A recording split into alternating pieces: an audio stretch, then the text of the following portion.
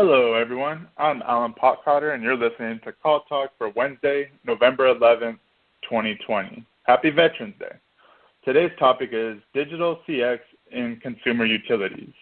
If you are listening live, we invite you to be part of the show and ask questions. Here's how you do it. You can email me at calltalk@benchmarkportal.com. I want to remind everyone that all of our shows are archived and available to listen to at benchmarkportal.com any time of the day. And with that, I'd like to introduce the host of the show, Bruce Belfiore.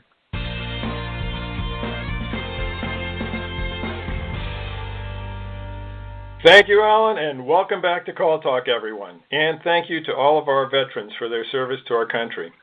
Today, we will talk about how AI can contribute to good and bad experiences for customers in general, and we'll also delve into a specific industry sector and talk about the importance and impact of customer experience and CX technology in the utilities industry.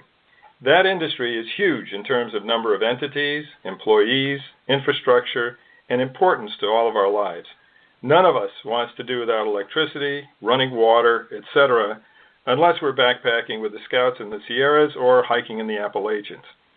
The quality of customer service provided by utilities is so important to customers and also has an impact on Public Utilities Commission interactions as well.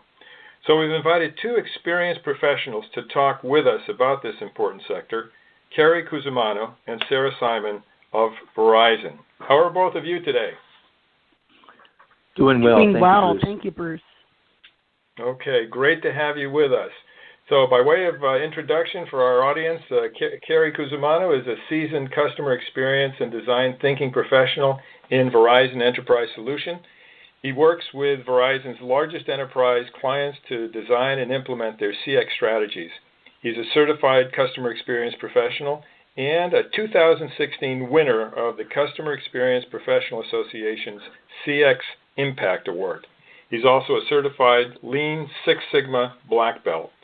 And Sarah is a business development manager for Verizon Business Group with a focus on design of personalized voice and digital customer experience journeys.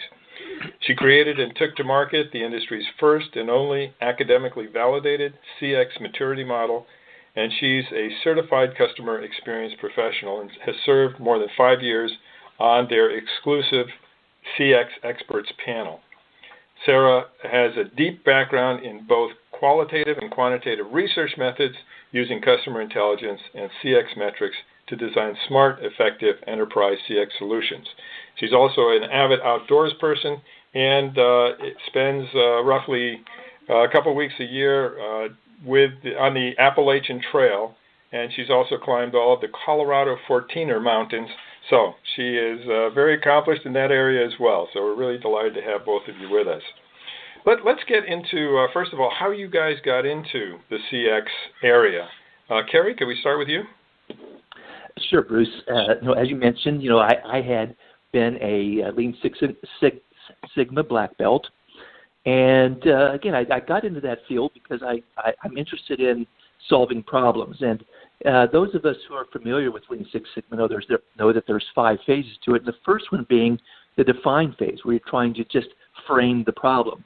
And in that, there's an element of the voice of the customer and understanding why this particular process might impact customers. Well, what I found was often that voice of the customer aspect of a Lean Six Sigma project was a slide that got put into the define toll gate and then promptly got shoved in a drawer and forgotten about. So I really embraced this notion of voice of the customer to really truly understand why we were doing these projects in the first place. And of course, voice of the customer led me down this journey, a customer journey as it were, toward really embracing the full breadth of customer experience. It's interesting how one thing leads to another in our sector, and but the thing is that it all focuses on and revolves around the customer experience. It's always the customer. So that's great, Cary. Thanks very much for sharing that with us. And Sarah, what about you? Well, Bruce, I took what I think is one of the kind of more common roads into CX started my career in market research, voice of the customer analytics, CX metrics, and nowadays I am at Verizon helping our enterprise customers to build integrated voice and digital customer experiences. And to do that, we leverage design thinking principles, human-centered design thinking principles to build those custom solutions. That's great. Yeah, really, really exploding field and very, very interesting these days. So, Cary, how can AI contribute to good and bad experiences for customers? Just a little bit of an overview there. Sure. Well, on the good side, I think one thing that AI does is it begins by respecting customers' time. I have a phrase that customers are kind of like electricity. They'll always seek the path of least resistance. And part of that, that search is, again, how can I accomplish my task the most quickly as possible and get on with the rest of my life here. And so AI really enables or empowers, I should say, customers to perform transactions on their own. And as AI develops, it can actually begin to anticipate what those customer needs are. Right. Okay. And what about you, Sarah? What are your thoughts on that? Cary and I talked about before, a good AI and bad AI, what can go good, what can go bad. You can have AI can really accelerate a positive customer experience. It can make things faster. One of the worries, one of the concerns or whatever that Cary and I share is that, AI can't fix a broken support process or a poorly led team. So you've got to have solid underlying procedures, underlying all of this. You can't just apply a great AI solution onto bad processes. Okay, and is there anything specific to utilities that you find from this that is sort of has an impact on this? I'll say this for our utility listeners, Bruce.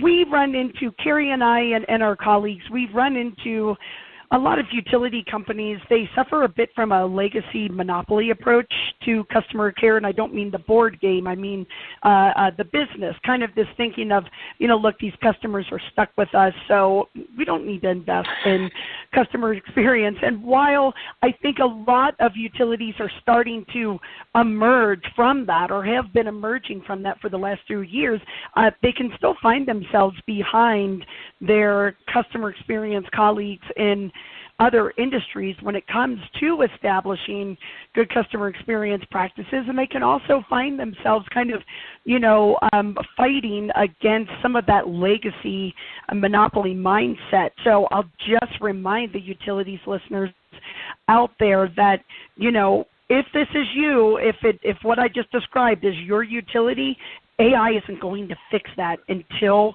you change your customer mindset. Okay, great advice there. And actually, if I could just ask you to continue on with focus on virtual agents and when they're useful, because that, I think, feeds very well into what you were just talking about. Absolutely. So, Bruce, first I'll mention here for some of the listeners, virtual agents, some people call them support bots, but that just sounds really impersonal to us. So we do refer to these virtual agents or these, digital AI-based agents that, we call them virtual agents. And I just ask folks to imagine a world. So if you're a contact center leader, imagine a world where your best agents can be freed up to do very human work, the kind of work that requires empathy and the right tone of voice, okay? So what's my balance, or how do I put in a change of address? Maybe that can be done with a virtual agent, but, I lost my job due to COVID and I need some time to pay my next bill. That requires a human voice. So if we can liberate our human agents from redundant work, those balance inquiries, password resets, change of address, this gives your best agents more time to add value to interactions that require a more emotionally sensitive touch that only a human can provide. Cary, I know you had some ideas on this. Well, absolutely, and I think one of the elements, Sarah, that we've talked about in the past is that those things that are routine transactions or tasks, those really lend themselves well to a virtual agent. The problem that I think you and I have seen with some brands, though, is they've tended to, quote unquote, push customers toward automation when really a better response would have been to pull them, right? And what I mean by that is to dig through that voice of the customer, whether you have that available in chat transcripts or emails or phone call recordings, to understand what customers are reaching out to you for in the first place, and then find ways to automate those transactions, because they didn't want to wait on hold anyway for a very simple transaction.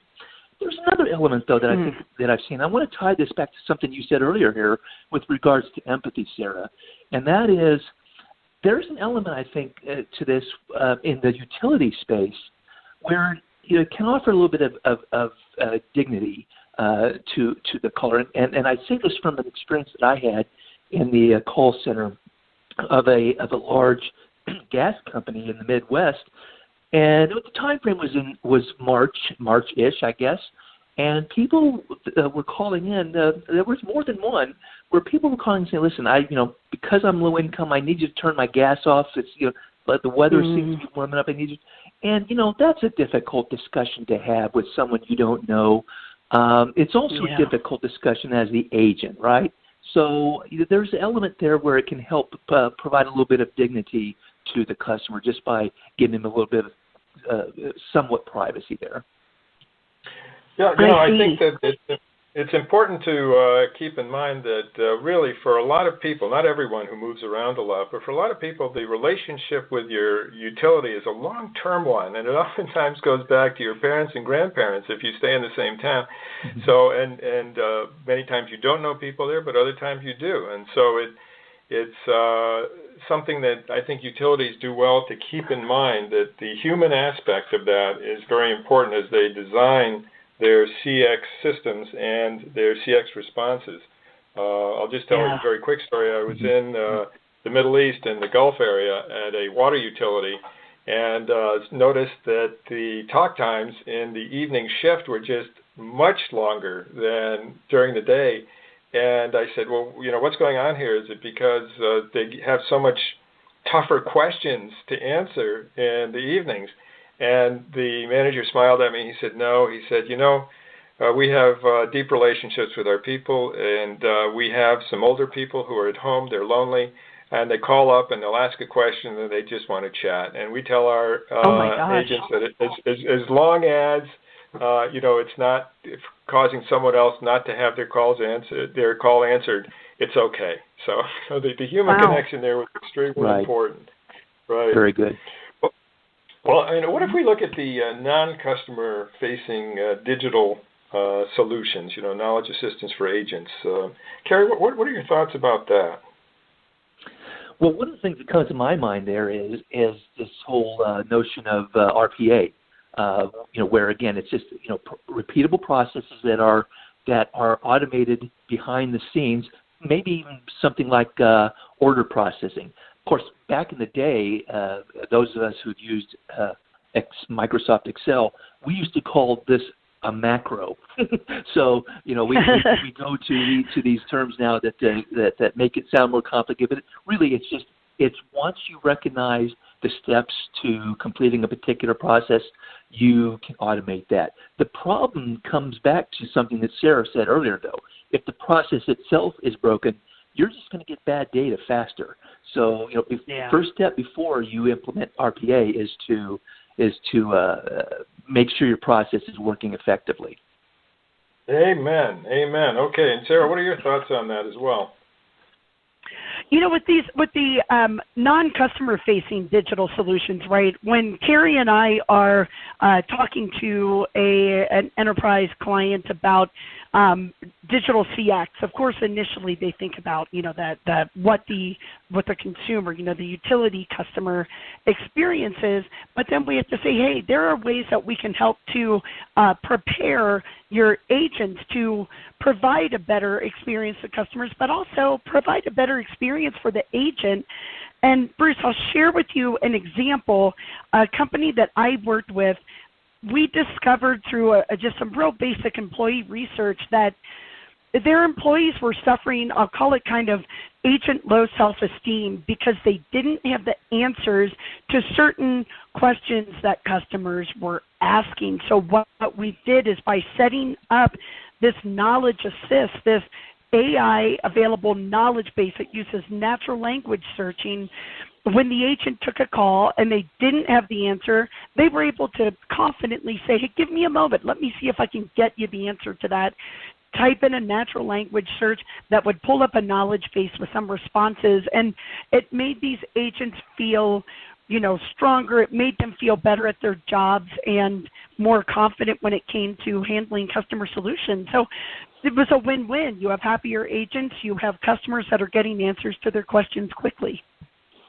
Yeah, no, it's so important. We see that time and again, that really agents just want to have the tools so they can do a really good job. They really want to do that good job, but they need to have the tools to do that. Yeah, so, and what about choosing channels? When is AI the right choice, and when is AI not the best choice? Cary, could you say something on that? Sure, I'll take that one. I think in general, whenever you're offering the customer, or empowering the customer to manage a transaction on their terms, it's always good. But again, the caveat is it's got to be done for the right reason. You heard me mention earlier about, we've tended in the past to push customers toward those digital channels. It was often done under the premise of, listen, I can deflect calls, and therefore, again, I can manage those transactions more cheaply. The problem, though, is sometimes you didn't really capture those types of transactions that customers were most interested in, and it became more of a frustrating experience for them. It can also be bad when you set up, say, a chatbot that tends to follow the metaphor of an IVR. In other words, press 1 for this, or choose this, and have them follow a tree, when you have technologies that will enable you or empower the customer once again to go directly to the task they're looking for. Yeah. Cary, talking about some of those, the right times to do AI, the wrong times to use AI, a good right time to use AI in a utility contact center is, you and I both have observed utility-oriented contact centers where the customer will sit on hold for 7 or 8 minutes to have an inquiry taken care of that takes a minute and a half. And, just let me tell you all out there, if you're listening, your customers see this. They're not stupid. They know. They even hang up the phone and go, that was stupid. I sat on hold for 8 minutes for something that took a minute and a half. So what if, for instance, if your customer wants to just join your monthly equal payment plan, right? They say, hey, it's easier on me if I can just, spread out my anticipated billing over 12 months.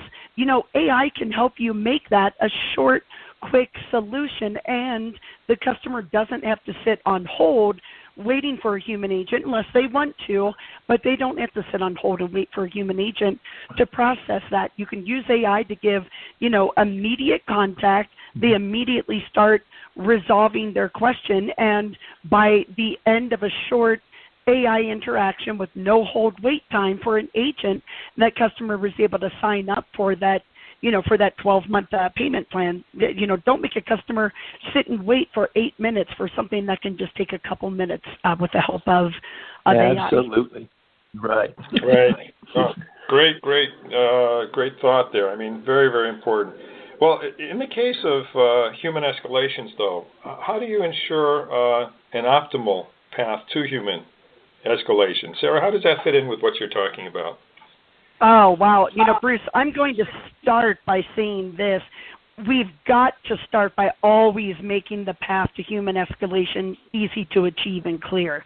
I know some contact centers get kind of excited, oh boy, we can have all of these things handled by AI, and you've got to say, well, wait, we need to give everyone, even people who simply don't want to deal with a quote-unquote support bot, we've got to start this system with the assumption that we are going to make it easy to get to a human if they need or if they simply prefer. Because I'll tell you this, and Cary knows it, Bruce, you know it. Mm-hmm. Customers can tell when you're hiding human contact information, right? The classic example is the web page where you can't find a phone number, so people actually Google, how do I call my utilities contact center? Your customers aren't dumb. They know when that's happening. So make sure that they're able to get through to a live human chat or to a telephone agent so they don't feel like they're being, duped. Yeah, no, absolutely. That's a great point there, too. Right, and Sarah, if I could follow that, I mean, if you let the customer drive the journey, you're always going to win because they're making the choices about whether they want to go down that path of AI or not. And in fact, I'll give you an example. This probably happened to all of us. When you get into maybe it's AI supported IVR, and you're trying to say I want an agent. Okay, well, it gets very frustrating if that there's a delay after that. I mean, there the customer is clearly saying, "Get me to an agent," and I even had one tell me, "It sounds to me like you're asking for an agent, but if you let me ask a few more questions." I might be able to solve the – and that's infuriating, isn't it? And so, that's horrible. And so what happens with these tools is particularly now that you have the natural language processing, the bot it should be able to recognize when that customer is becoming frustrated, whether it's answering the customer's inquiry or not. And shouldn't even make the customer have to ask. It should be able to recognize through its algorithms that I need to get this into the hands of a human being right now, so we can get this person past their transaction and on with their lives. Yeah. Right. They shouldn't have to be jabbing at the 0 button so much that their fingernails go away. So yeah, absolutely. Absolutely. And what about leveraging AI for communications throughout the customer journey? In other words, having a sort of a planned and comprehensive approach to this. Cary, what are your thoughts on that? Well, of course, I'm all for that, but I wouldn't limit it only to the communications. I would also look through transactions that the customer may not actually have been involved with, things behind the scenes, such as your provisioning systems or your billing systems, whether you have had service outages in the case of a utility, things that will give a greater insight into why that customer may be trying to reach out to you. And the beauty of this is you can start to piece together all of those elements and recreate the actual individual customer journey that led up to that phone call. And it becomes a very powerful way to find those root causes, which, again, going back to the Lean Six Sigma mindset, if you eliminate those root causes of problems, then those frustrations never arise in the first place. The customer's happy, and you never got that phone call. That's it, Cary. It's not, we want to avoid maybe over communication, but to be certain, once you've walked through that utility customer journey and you understand where it is that it would make sense to the customer, to be communicated to, where it is that the customer expects to be communicated to, then you can use AI to provide very timely, proactive, automated updates that aren't taking any of your staff offline, and that gives customers this confidence that you and your company are on top of things. It also gives them this sense of, kind of relief. Okay, I don't have to sit and worry about that because my utility company has this covered for me. And I'll give an example that maybe a few of us can relate to. Maybe I need to shut off my residential gas service for a few months because wouldn't this be nice? I'm taking an extended vacation, a leave of absence. So it's great at the beginning, of course, to send me a text saying, hey, Sarah, we've received your order and your gas will be shut off at this requested date. But hey, why not take this a step farther? Using AI, you can, think forward a few weeks, and you can facilitate then sending me a note maybe a few days before I get back from vacation and saying, hey, Sarah, we are scheduled to turn your gas back on the very 1st of September. Is this still the case? Press 1 to confirm. Press 2 if you need to change any arrangements. And right there, you gave me the confidence as a customer of your utility that you've got this. You're confirming everything. And, oh, by the way, if there is anything that needs to change, I can do that right there from my phone. And you've taken that stress off my shoulders of, okay, 5 days left for my long vacation. Now, do I need to do anything? Do I need to worry about my utility? No, I don't. They've got it taken care of for me. Yeah, that kind of great customer service is not going to result in complaints to the Public Utilities Commission, that's for sure. That is it. Right. Dan, Bruce, you probably just saved a call to your contact center of me saying, hey, I'm going to be home in 5 days. I want to make sure my gas is going to be working. Done, right? So the nice thing there is you've done two things. You have increased quality and you've decreased costs, right? Because it's going to eliminate that other call. And in addition, it's going to enhance their reputation and build the relationship with the customer, which is always an important thing. So that's great. That's true. In terms of, something a CX Pro could use, put to practical use that you'd like to leave with them, because we're getting toward the end of our time here together. Sarah, would you like to lead with that? I will. I love, leaving some last thoughts, especially for our utilities companies, and it's this.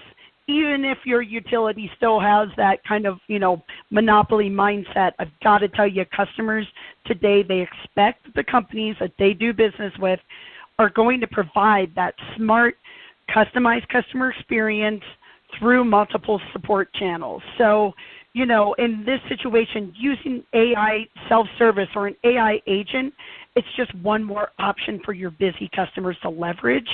They expect that channel is going to be thoroughly integrated with your other support channels. So whether they call you, text you, use a support agent within your app, whatever it is that they do, they expect that those are going to be integrated, that you're going to know who they are and what it is that they're trying to achieve, even if they hop channels. So even if you're a utility, even if you still have that, hey, our customers can't go anywhere else mentality, that doesn't give you a pass on providing an excellent customer experience. Well, and I'll follow that too, Sarah, because you mentioned that mentality of being the monopoly. The thing is, you still have to care about the customer experience, because the reality is here, with all this discussion about customer experiences, that does weigh into every rate case that a utility brings before the Public Utility Commission, as well. Yes. And Bruce, you mentioned this, the complaints that are issued there. So, and there's been studies that show there is a direct correlation between a higher customer satisfaction, fewer complaints, and your ability to get a bigger portion of your rate case request. Now, as far as another practical take home here, what I would do in evaluating self-service is I'd use a three-step process to determine how do I want to deploy that. First and foremost, again, where my heart really is start with voice of the customer. Understand why your customers are trying to reach you, how they want to do business with you.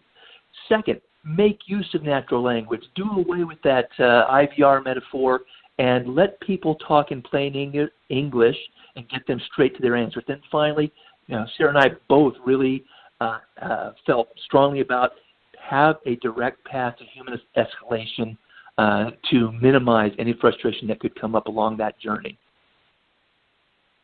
Mm-hmm. Okay. Great answers there. Great inputs. Thank you for sharing those. And Alan, I think we have time for one question because we've really filled up this half hour very quickly. Do you have a question for us there from a listener?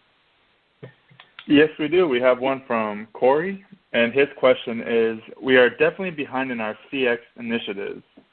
How do you suggest we get started? Oh, I bet a lot of managers of utilities are saying the same thing. Well, Cary, I've got some first, initial thoughts on this. Yeah, and then I'd love to hear what you have to say. So for Corey, I'll say think of it this way. Maybe you now have a slight advantage because many utilities are playing catch-up. So you have the benefit of getting to kind of follow the footsteps of those industries that have gone before you. So, I know people cringe now with the word best practices, but here's the good thing. When it comes to setting up digital customer experience solutions, some industries, banking, travel and leisure, a lot of these companies have already gone before you. So just because their solutions aren't utility specific doesn't mean that you can't leverage the lessons that they've learned and the solutions that they've already put in place to go ahead and kind of skip some of the groundwork, if you will, and get some AI-driven digital CX out there for your customers. Cary, what do you say? Well, I would agree with you. I think that you mentioned, that he may actually have a step forward here, and the very fact that he recognizes his particular company has this gap is that step, and recognition that many of these utilities have upgraded their physical plant for their core business, maybe haven't upgraded their communications plant or the infrastructure by which they can better serve their customers. So, again, evaluate, how old is the technology they're using? Does it even support an integration with AI? And, if not, maybe it's time to, again, look through how to use the money captured in those rate cases to look at call center and customer support improvements. Yeah. Okay. Yeah.